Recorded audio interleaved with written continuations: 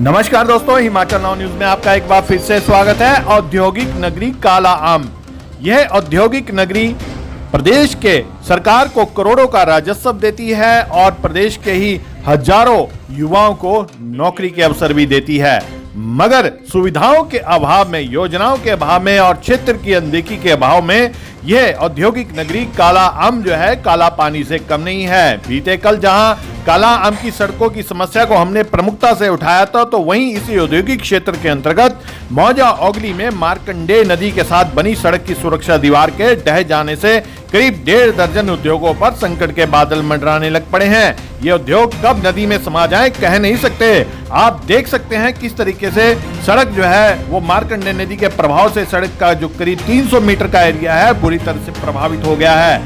हैरानी तो इस बात की है कि इस बड़ी आपदा से उद्योगों और स्थानीय लोगों की जमीनों पर मंडराए संकट को लेकर अभी तक प्रशासन व सरकार की ओर से कोई विजिट नहीं हुआ है, जबकि आपदा प्रबंधन के अंदर बजट का प्रावधान होता है जिससे इस नदी की रिटेनिंग वॉल लगा के इस नदी पे जो है सुरक्षा दीवार लगाकर यहाँ के उद्योगों को और यहाँ के स्थानीय लोगों की जमीनों को माली जानीय नुकसान से बचाया जा सकता है, माली नुकसान से बचाया जा सकता है, सड़क की आवाजाही को सुचारू बनाया जा सकता है। अब यदि सड़क की सुरक्षा दीवार जल्द नहीं लगाई गई तो सड़क कई उद्योगों या फिर आवाजाही प्रभावित होने से ये मार्ग बंद हो सकता है या फिर मार्कंडेय नदी में ये उद्योग जा सकते हैं, जिससे माली नुकसान तो होगा ही और सैकड़ों लोगों का रोजगार भी छिन सकता है।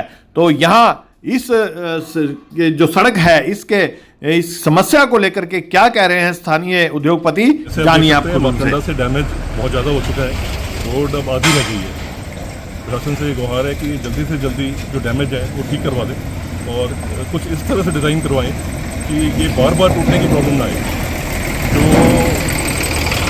रोड का कोना है वो सारी इंडस्ट्रीज मिलकर ठीक करवा रही हैं, सब उसमें अपना अपना कंट्रीब्यूशन दे रही हैं। वो तो हम लोग एक हफ्ते में ठीक करवा लेंगे, लेकिन उसके आगे का काम सारा प्रशासन का ही रहेगा। लोकल अथॉरिटीज़ देख चुकी हैं इसको और अब सितंबर से, क्योंकि इस महीने तो काम नहीं होगा मानसून की वजह से, सितंबर से वो शुरू कर सकते हैं।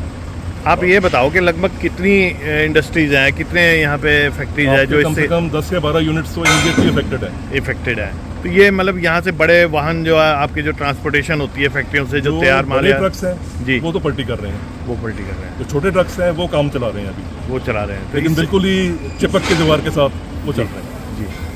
तो ये काफी लंबे समय से ही चल रहा है कि ये इसी बार की मानसून और इस मानसून बहुत डैमेज हुआ है, क्योंकि बहुत ज़्यादा फ्लडिंग हुई। मतलब जो मेन डैमेज हुआ था वो तो लास्ट मानसून में हुआ था, और आप समझो कि 2 क्लाउड बर्स्ट इस साल में है, यानी कि मानसून ऑफ 24 में। तो आप कह सकते हैं कि आप काफी समय खतरे के उसमें हैं और काफी नुकसान, कभी भी कुछ भी नुकसान। प्राइवेट सेक्टर तो अपना काम चलाता ही है, लेकिन हाँ हेल्प चाहिए, टाइम हो गया है। ट्रक ड्राइवर को बहुत खतरा है, बाइक से ट्रक पलट जाए जी, नीचे से बिल्कुल खाली हो चुका है रोड।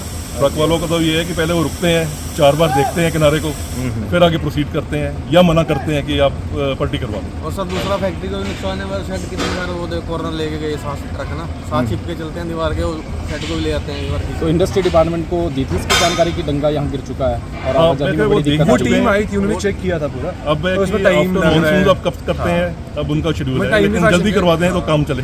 पर अब ये यहाँ की नहीं है ना, काफी बड़ी, क्योंकि 8-9 करोड़ का तो इसमें ट्रीटमेंट प्लांट लगा हुआ है, वो सारा ट्रीटमेंट प्लांट की भी पाइप आप देख रहे हैं। वो फ्लडिंग लास्ट टाइम वाली फ्लडिंग में काफी ज्यादा डैमेज। नहीं, जो आपने पाइपलाइन की बात करी है ना, इसका सोल्यूशन तो यही है कि जो मोगीनंद से आ रहे हैं तो मोगीनंद में ही टैंक बनाते हैं और ट्रैक्टर से ही उनको मैनेज करना पड़ेगा।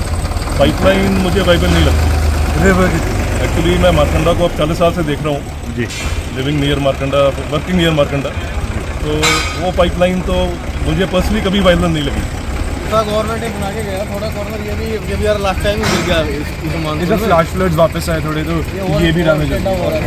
फ्लैश फ्लड तो आप देखो, अब क्लाइमेट चेंज के साथ रेगुलर फिनोमेना ही हो गया है। मतलब आपका कहने का मतलब कोई पक्का इंतजाम करना पड़ेगा, जिसमें आरसीसी की बेस और आरसीसी की पाइलिंग आती है, जिसमें पाइप अंदर जाते हैं 10-15 फुट।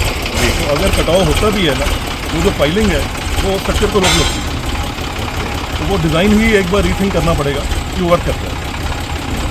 और जैसे मैंने आपको बताया था, इंडस्ट्री अपने आप पैसे इकट्ठे करके रिपेयर करवा रही है काम चलाने के लिए, वो तो टारगेट है। अभी आप लोग कितना पैसा आपस में मिलजुल के हमारा फाइनली 9 यूनिट्स हैं जिन्होंने कंट्रीब्यूट करा है, तो ये 2 लाख रुपए के आसपास देंगे कि हमारा काम चल जाए, काम बन रहा हो। पैचिंग अप वाला काम है, लॉन्ग टर्म के लिए तो गवर्नमेंट को ही हमारे लिए देखना पड़ेगा। राइट।